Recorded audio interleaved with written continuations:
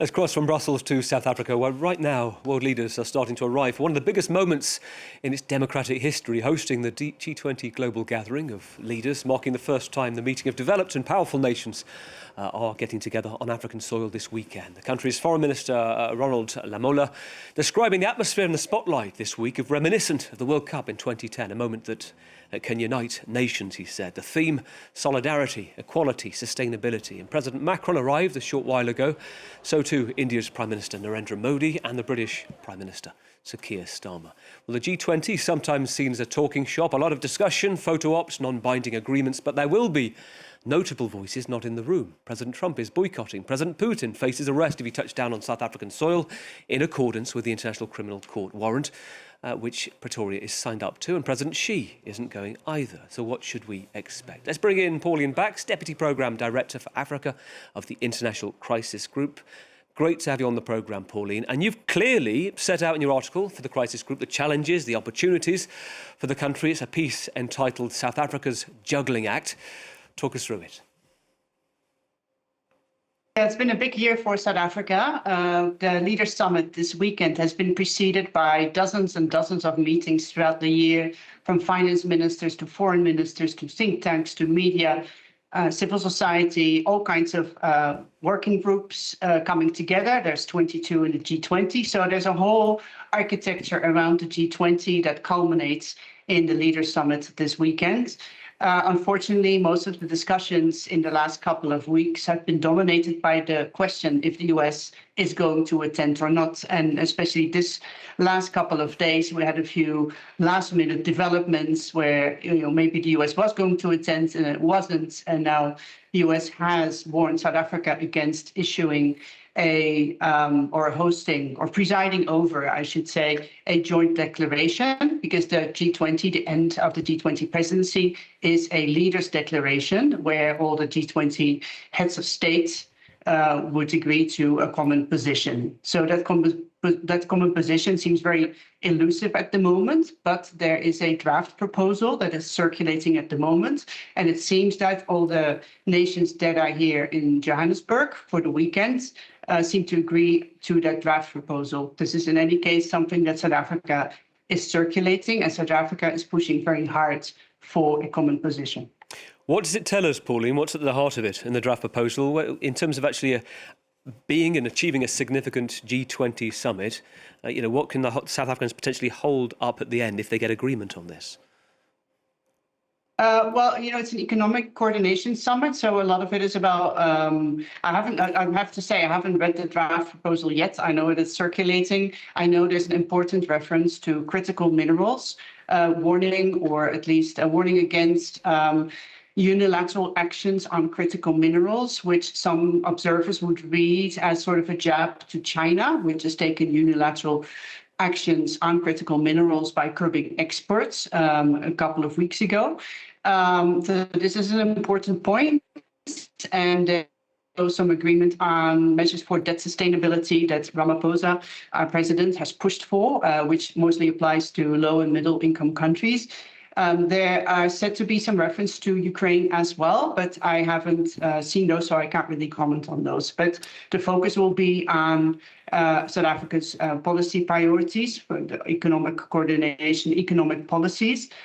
So yes, critical minerals, green energy, renewables, that kind of thing. So the spin on President climate resilience. Sorry, so climate change at the heart of it. So we're talking about the global south, poorer nations as well, or speeding up both the ability of those nations to adapt to climate change, also having the focus Africa-centric. Now, President Trump isn't there. The way that South Africa is spinning this is kind of their loss, and somebody else will fill the vacuum. There are winners and losers. And I think notably, there was a conference between the EU and South African representatives yesterday where the EU were talking about the reliability, the constancy of a partner. I wonder what you make of what fills the void. Who's the winner and who are the losers potentially out of the US not being there? I think to some extent South Africa will be a winner either way, because the EU has come out very strongly in support of South Africa. It's clearly endorsing South Africa's agenda. It's already pledged about 12 billion euros this year for renewable energy programs and for South Africa's green transition plans. Today, in a press conference, European Commission President Ursula von der Leyen announced another 7 billion euros for electricity and renewable energy in Africa, the details of which have still to be published. But so the EU has also said we believe in multilateral cooperation, we believe in a rules-based order, we are behind South Africa. And besides the European Union, there will be also Brazil and India, I think, endorsing those kinds of positions and the big emphasis on multilateral cooperation in an increasingly tense geopolitical world.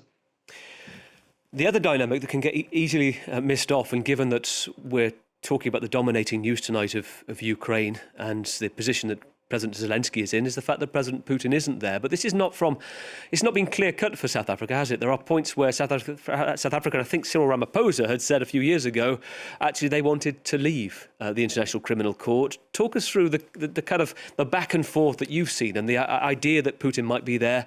Clearly now he isn't. Yes, well, this was expected, and it's not the first time that Putin doesn't attend the G20 summit. South Africa has reneged on its decision to maybe leave the International Criminal Court. This was also under a different president than the current president, Ramaphosa. So yes, it's committed to the International Criminal Court, and South Africa still has fairly good relations with Russia, and also the idea is that Russia would not want to embarrass South Africa by sending Putin here or having Putin decide to come to the country. So that was kind of decided way before. Putin was going to send a high-level envoy. We thought it would be the foreign minister, but now I'm not sure who is coming in his place. But the foreign minister not attending has more to do with Russian internal politics than with the importance of the summit. So there will be somebody important from Russia. Russia has been in on many discussions already. The G20 did not agree on a common position on Ukraine, as was to be expected. But again, the focus of President Ramaphosa and South Africa at large has been very much on priorities for Africa. So much less peace and security issues and much more things like debt sustainability, renewable energy, gender, health, that kind of thing. So the focus of the G20 has been on a not really in the peace and security space. It is worth saying briefly as well, Pauline, in a world to which President Trump accuses South African government of a white genocide, that's been widely debunked by fact checkers and the government and the police, it also doesn't meet with the current, there's this kind of push-pull factor, the opposite magnets right now. If you have a multilateralism government of countries working together on trade, the quid pro quo of the US, these things wouldn't meet anyway. It's kind of would take all the oxygen out of the room, and an agenda that wouldn't meet with the White House. Yes, I think the idea is that the US will not, a US leader will not attend the discussions on Saturday and Sunday, but all that US obstructionism that we've seen throughout the year will at least not hinder the discussions. So I think it's easier for nations to come together and make some compromises or agree perhaps on a joint declaration at the end without the US in the room taking the spotlight from everybody else. Really good to talk to you tonight. Pauline, thank you. Pauline Bax, Deputy Programme Director of the International Crisis Group in Johannesburg. Thank you.